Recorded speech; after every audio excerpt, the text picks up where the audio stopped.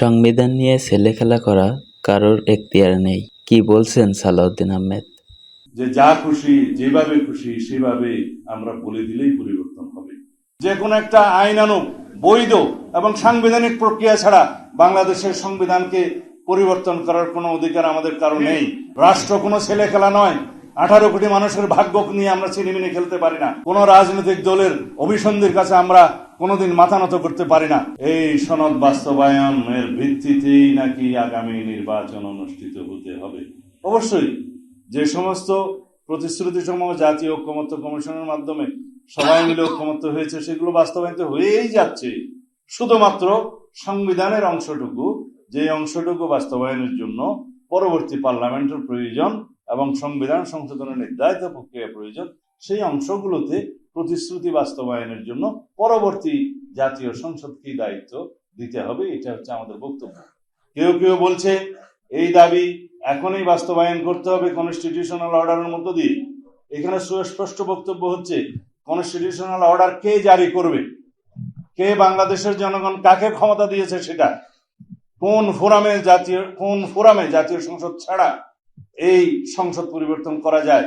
সেই জন্য আসুন, আমি আহ্বান জানিয়েছি, সুপ্রিম কোর্টের একটা মতামত নেই যে সরকারের সেই সংবিধান পরিবর্তনের ক্ষমতা আছে কিনা, অন্য কোনো প্রক্রিয়ায় অন্য কোনো কর্তৃপক্ষ, জাতীয় ঐকমত্য কমিশন বা কোনো রাজনৈতিক দল সেই সংবিধান পরিবর্তনের ক্ষমতা রাখে কিনা। এই সংবিধান যদি পরিবর্তন হয় কোনো একটা নির্বাহী অথবা কনস্টিটিউশন অর্ডারের মধ্য দিয়ে, তাহলে দুইটা কনস্টিটিউশন বিরাজমান হবে। বিচার বিভাগ কোন কনস্টিটিউশন মানবে, কোন পদ্ধতিতে বিচার হবে। যে কোনো জনগণ তার সাংবিধানিক অধিকার আছে আদালতে যে জিজ্ঞেস করার যে আমার ব্যক্তিগত এবং সম্পত্তি এবং জানের বিভিন্ন ক্ষয়ক্ষতি হওয়ার সম্ভাবনা আছে বিভিন্ন ইস্যুতে, সুতরাং আমি এই সংবিধান কোনটা মানব, কিভাবে পরিবর্তিত হলো, আপনারা এই রিট আমি দায়ী করলাম, যে কোনো জনগণ বলতে পারে সেই রিটের প্রেক্ষিতে সুপ্রিম কোর্ট বা হাইকোর্ট কি বলবে। আমরা সেই প্রশ্নে বলেছিলাম যে 106-এ আসুন, যে পদ্ধতিতে আমরা সুপ্রিম কোর্টের মতামত চাইতে পারি, অ্যাডভাইজারি রুল দেওয়ার ক্ষমতা আছে, সেখানে যাই। আমরা সুপ্রিম কোর্টের মতামত নেই যে কোনো প্রক্রিয়া আছে কিনা বৈধ, যে প্রক্রিয়ায় এই সাংবিধানিক আদেশ জারি করা যায়, কিন্তু তাতে আমরা একটি দলের অনীহা দেখলাম। আমরা যখনই একটা বৈধ প্রক্রিয়ার কথা বলি তখন তারা বলে জনগণের অভিপ্রায় এখানে চূড়ান্ত। হ্যাঁ, জনগণের অভিপ্রায় চূড়ান্ত। জনগণের অভিপ্রায় প্রকাশিত হয়েছে গণ অভ্যুত্থানের মধ্য দিয়ে, সেই অভিপ্রায়ের মধ্য দিয়ে এই সরকার প্রতিষ্ঠিত হয়েছে, সঠিক। কিন্তু এই অভিপ্রায়কে বাস্তবায়নের জন্য তো আমাদেরকে সুপ্রিম কোর্টের দ্বারস্থ হতে হয়েছে, আর্টিকেল 106-এর দ্বারস্থ হতে হয়েছে। আমরা সুপ্রিম কোর্টের মতামতের ভিত্তিতে অন্তর্বর্তীকালীন সরকারের গঠন দেখেছি, উপদেষ্টাদের শপথ দেখেছি। আমরা সেটাকে বৈধ প্রক্রিয়া মনে করি।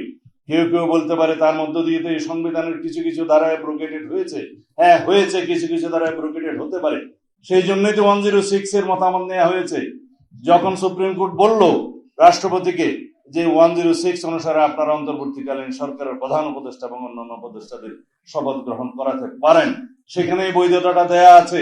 সুতরাং যারা বলছে ব্রোকেটেড হয়েছে, সেই ব্রোকেটেড পোর্শনটা এখানেই কভার করা আছে।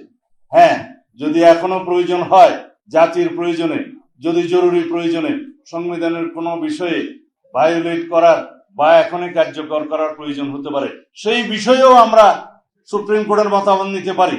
যে কোনো একটা আইনানুগ, বৈধ এবং সাংবিধানিক প্রক্রিয়া ছাড়া বাংলাদেশের সংবিধানকে পরিবর্তন করার কোনো অধিকার আমাদের কারো নেই। তাহলে পরে এমন একটি পরিস্থিতির নজির সৃষ্টি হবে, যে নজিরটা আগামী 2 বছর পরে, 5 বছর পরে বারবার কোনো না কোনো দাবির মুখে পড়বে যে এইভাবে এই প্রক্রিয়ায় আবার সংবিধান পরিবর্তন করেন। রাষ্ট্র কোনো ছেলে খেলা নয়। 18 কোটি মানুষের ভাগ্য নিয়ে আমরা ছিনিমিনি খেলতে পারি না। এই রাষ্ট্রকে একটি নিয়মতান্ত্রিক পদ্ধতিতে চলতে দিতে হবে। কোন রাজনৈতিক দলের অভিসন্ধির কাছে আমরা কোনোদিন মাথা নত করতে পারি না। এই জনগণের স্বার্থই চূড়ান্ত, এই জনগণের অভিপ্রায়ই চূড়ান্ত। এই দেশের সার্বভৌম জনগণই হচ্ছে চূড়ান্ত সিদ্ধান্ত দেওয়ার মালিক। আসুন আমরা তাদের কাছে যাই।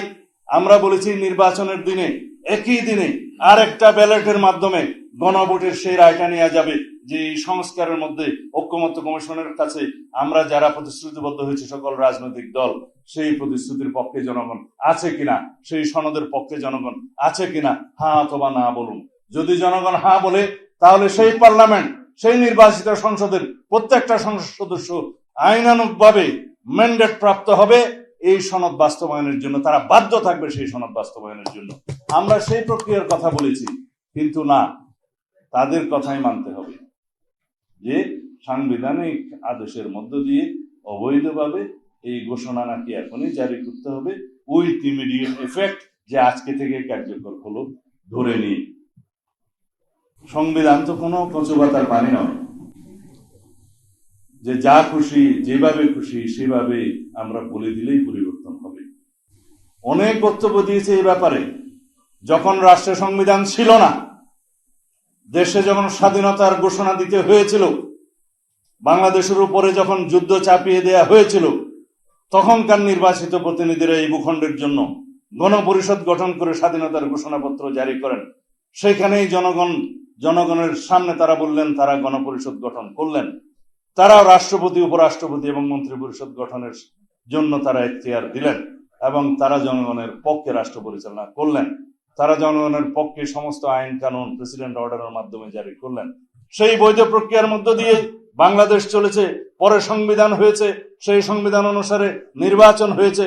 নির্বাচনের পরই সেই সাংবিধানিক প্রক্রিয়া রাষ্ট্র রেগুলারলি এসেছে। এখানে কোনো অনিয়ম হয়নি। এখন পর্যন্ত 17 বার এই রাষ্ট্রের সংবিধান পরিবর্তন হয়েছে, অ্যামেন্ডমেন্ট হবে, আগামীতে 18 বারও হবে। জনগণের জন্যই সংবিধান। সুতরাং জনগণ সেই সংবিধান পরিবর্তন করবে জনগণের চাহিদা অনুযায়ী, সমাজের চাহিদা অনুযায়ী, যুগের চাহিদা অনুযায়ী, জনকল্যাণকে সামনে রেখে। সুতরাং আমরা যেন কেউ আবেগী না হই, কেউ যেন এটা না বলি যে গণপরিষদের মাধ্যমে নতুন সংবিধান করতে হবে।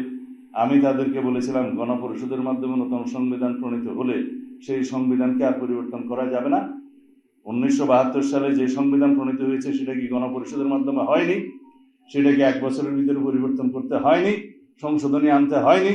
নতুনভাবে যদি গণপরিষদের নামে আমরা একই জিনিস ধারণ করি, এটাকে নতুন সংবিধান নাম দেই, তখন কি সেই সংবিধান পার্মানেন্ট হয়ে যাবে, ধর্মগ্রন্থ হয়ে যাবে?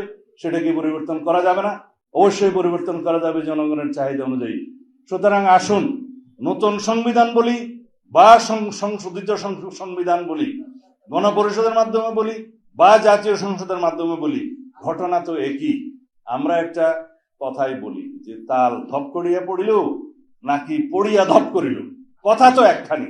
এই যে জনগণ ঐক্যমত্যে আসলো, সেই রাজনৈতিক দলগুলো ঐক্যমত্যে আসলো সংবিধানের কিছু বিষয় সংশোধনের জন্য, মৌলিক সংবিধান সংশোধনের জন্য, সেইগুলো যেই প্রক্রিয়াই গ্রহণ করা হবে, সেই প্রক্রিয়াটা একটা সাংবিধানিক বৈধ এবং আইনানিক প্রক্রিয়ার মাধ্যমেই হতে হবে। এটাই হচ্ছে আমাদের বক্তব্য। আমরা সেই আলোচনাতে আসি এবং এই আলোচনা আবার 5 তারিখে ডেকেছে। আমরা আশা করি সাংবিধানিক অংশগুলো যেগুলো সংশোধনের জন্য সবাই একমত হয়েছে, with some note of dissent, সেই বিষয়গুলো একটা বৈধ, আইনানুগ এবং সাংবিধানিক প্রক্রিয়ায় আমরা গ্রহণ করতে পারবো, সেই আশাবাদ আমি এখনো ব্যক্ত করি। সুতরাং গণতান্ত্রিক চর্চার মধ্যে আছি।